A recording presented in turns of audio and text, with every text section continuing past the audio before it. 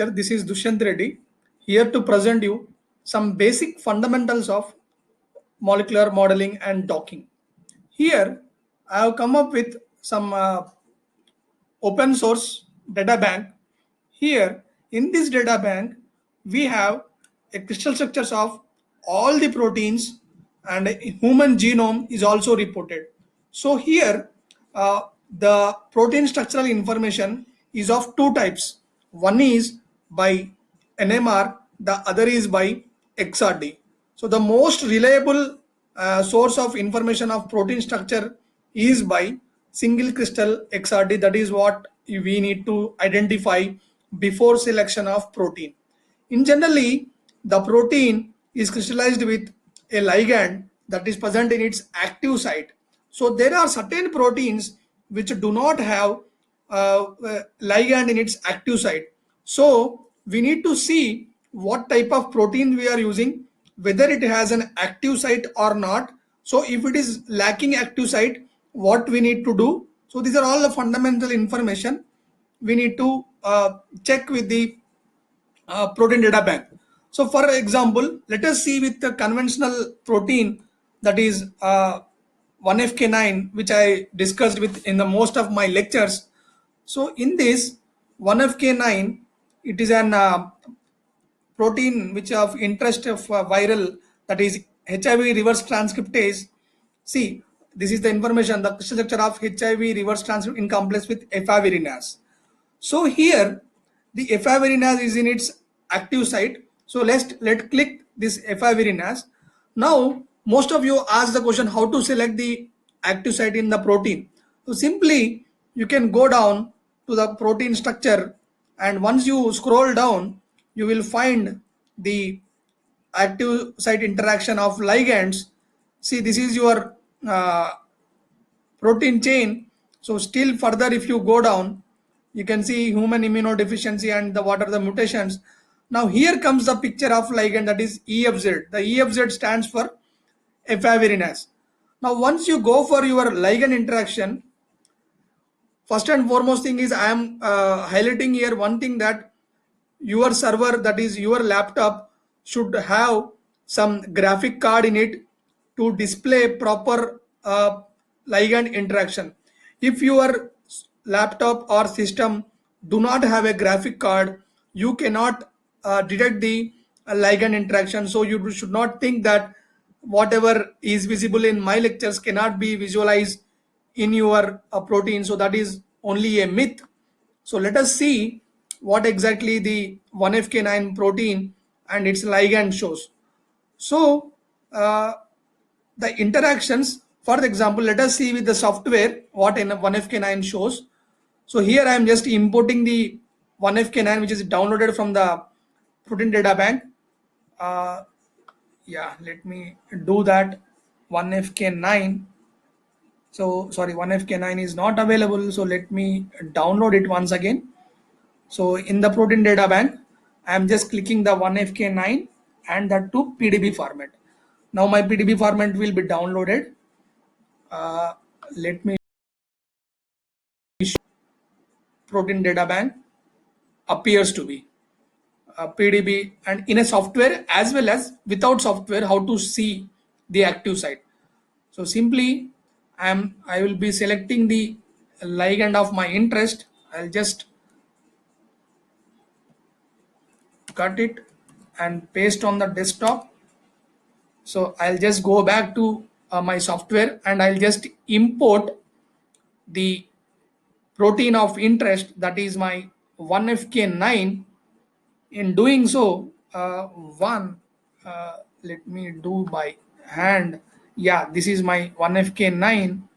I'll click open, and then once I click next and I'll finish.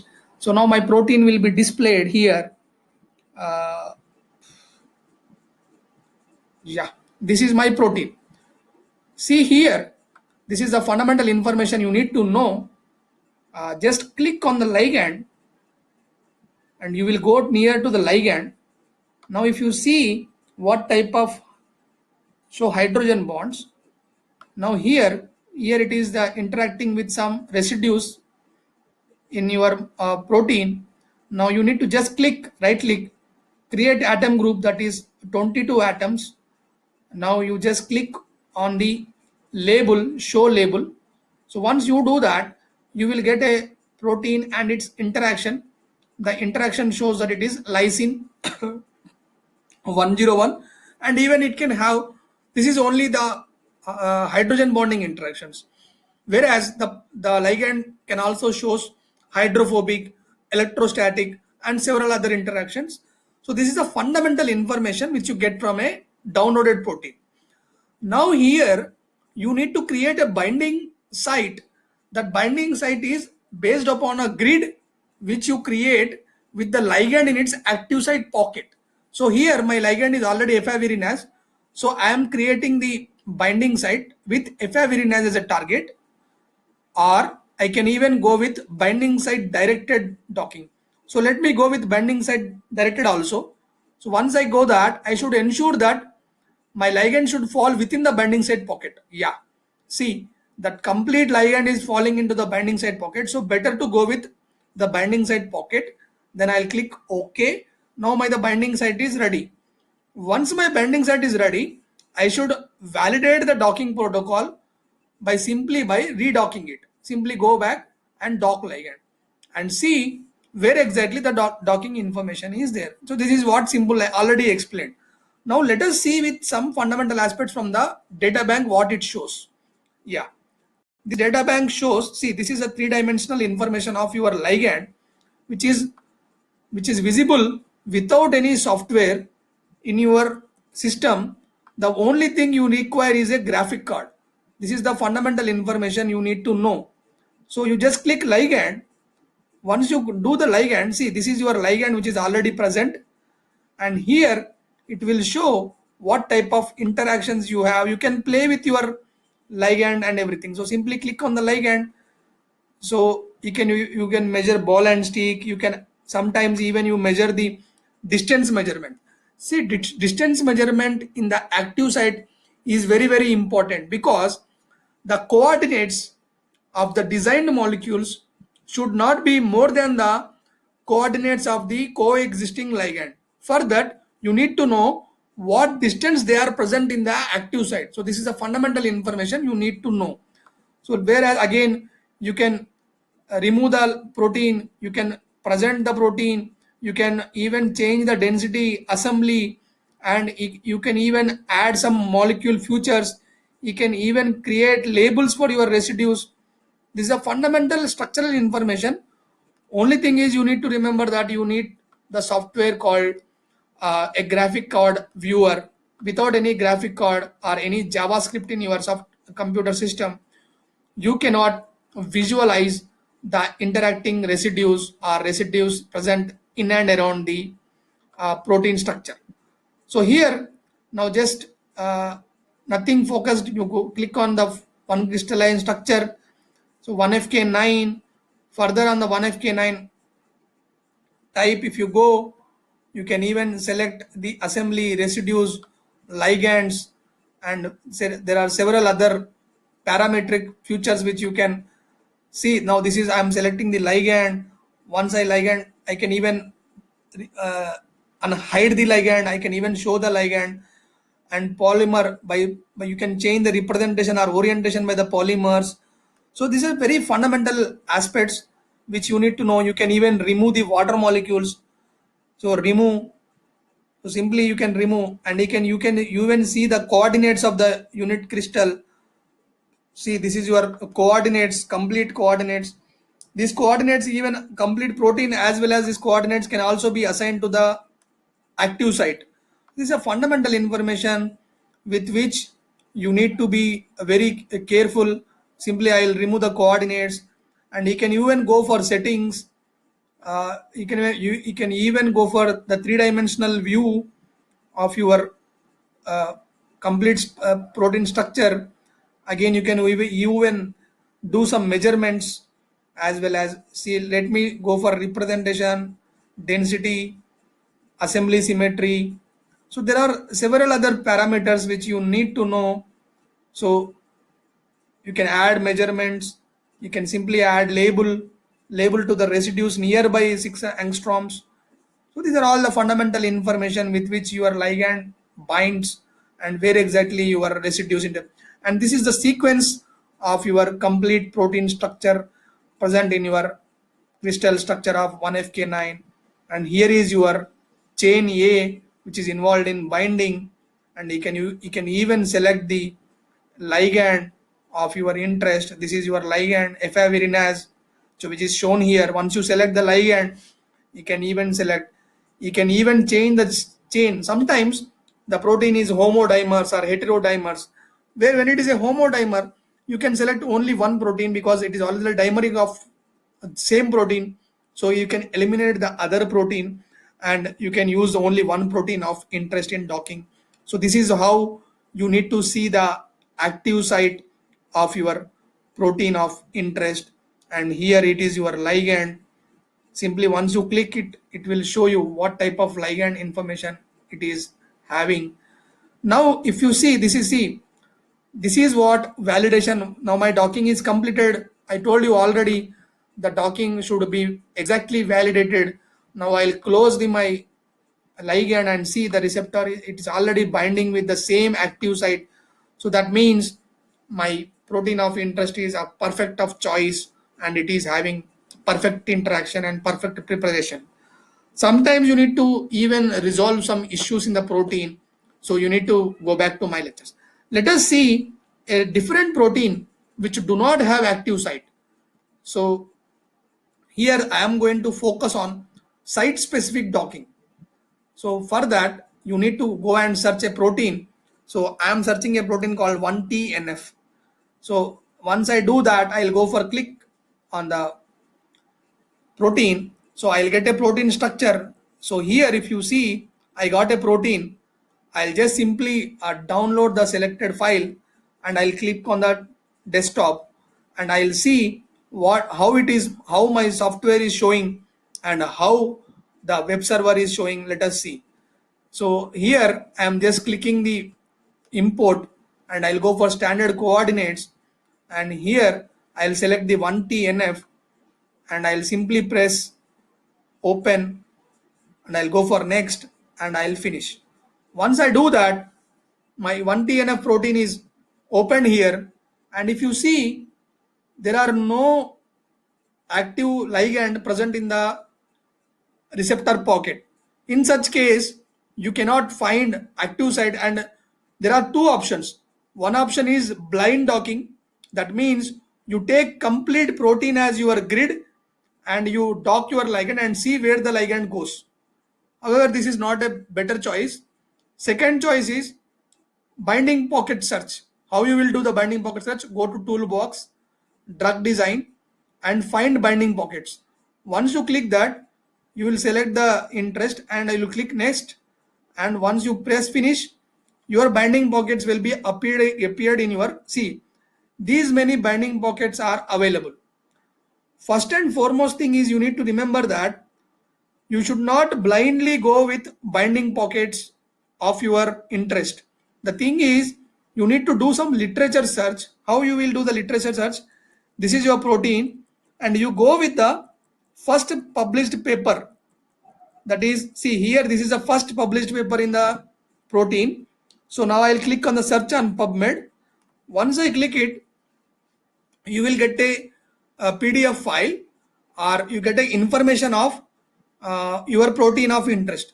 Once you get that information, where the residue interaction is properly reported, such residues should be present in my active sites. If you do not have such residues and if you are using another binding pocket, whatever the data you will get, that is false data. Now if you see, this is my protein of interest and I will see what type of interaction it is having. So here I am not able to see. Once you completely download that protein, that will contain a tyrosine 115, lysine 62 or some other residues. So this is the fundamental information. So I will go back to my protein and I will create the what do you say, pocket receptor, create atom group nearby atoms, and I will click create label Once I do that, whatever the residues interest of my binding pocket will be displayed here. If you see, this is my binding pocket. I already told you the binding pocket should contain tyrosine 115. Yeah, you have a tyrosine 115 here. So as well as everything you have. So that means it is a binding pocket which is having major portion of your protein. But once you refine to a smaller portion of protein, let us see how the smaller portion of protein will help you. So this one I am taking as a protein. I'll just creating a atom group which is smaller in size. So this is now again I am going for show label. In doing so, where I am going, let us see. So this pocket here, it is proline 166, and this is not my binding pocket of interest. So here again I am deleting this. I'll go back to a protein pocket of 33.79 angstroms. Here again I'll go for create atom groups, and again here I'll go for label. Once I do that, see, this is exactly matching my protein of interest, which I already told you. It contains tyrosine, lysine, and everything which I have interested. Because literature reported says that tyrosine 119, lysine 98, ALA 96. These are the active site where the ligands generally bind. So by this, I am able to know which target I need to know. The same passion you can do in the AutoDock, where you can select the residues of the grid portion and you can use them in docking. This is the fundamental information you need to know. And further, you have several other softwares which will also, that is Swiss PDB viewer. You can go and identify the active site of used in docking, and as well as there are several other databases, say iTaser, where you can find the active site. And even you can go for supercomputing facility of IIT Delhi. This is a fundamental software uh, where you can even submit your data, and you can help ask them help for uh, by emails. They will help you to identify the binding pockets. This is the fundamental information. So this is the high performance computing. So this is IIT Delhi which supports you. So this is what uh, so this is the fundamental information which you need to know. See, this is what they have given with some publications. They are even giving you some, uh, what do you say, interaction. They have very good literature review even in the database. So earlier it was a free. Hope again you can use that as a free software, as well as, so remote visualization. You go for remote visualization. Okay, now whatever your submissions date, you can even submit it, or you can even go for the iTaser or Swiss PDB, Swiss uh, active site predictor. So here there are several softwares to predict your active site, which can be helpful for docking. So there are, and see, predicting active site residues, bioinformatic tools, see Swiss target prediction. There are even Uniport. So there are several parameters to identify. So generally, how they identify, this is a very big question. So you should be getting a doubt how my protein structure is identified with its active site is identified from a protein. So based upon the structure of protein, similar proteins which are present in the literature, whose active sites may be or resemble with the active site of already in the literature, that will be suggested. So based upon refining its molecules, so by refining the active sites, you can get the best possible receptor pocket which can be used for docking. This is a fundamental information you need to know before performing any docking studies. So further, I would also like to tell you fundamental information of screening of ligands and extraction of ligands. Suppose if you have a zinc database, I already explained you by pharmacophore modeling, where you have 1 lakh amount of compounds. So you can go for simply, the software have an option of extracting ligands. You just click the drug design and go for extract ligands. So you will select the protein of interest, and you will screen all the receptor proteins, ligands which can bind to the active site pocket, which will tell you out of millions, it will screen the best fit complementarity to the receptor pocket. So that is a fundamental information with which you can use in the docking studies. So here again, you have a sequence alignment, create an alignment where the genome is created with an alignment. The alignment is converted to a protein. The protein is converted for active site, and the active site is screened for the database. These are all the fundamental information with which a simple normal docking studies are performed. So hope you all understood my lectures. Enjoy reading and learning new things. Hope you all able to design a new molecule for COVID Corona 19. So all the best. If you like my lectures, subscribe and share among your friends. Signing off, Dushyant Reddy.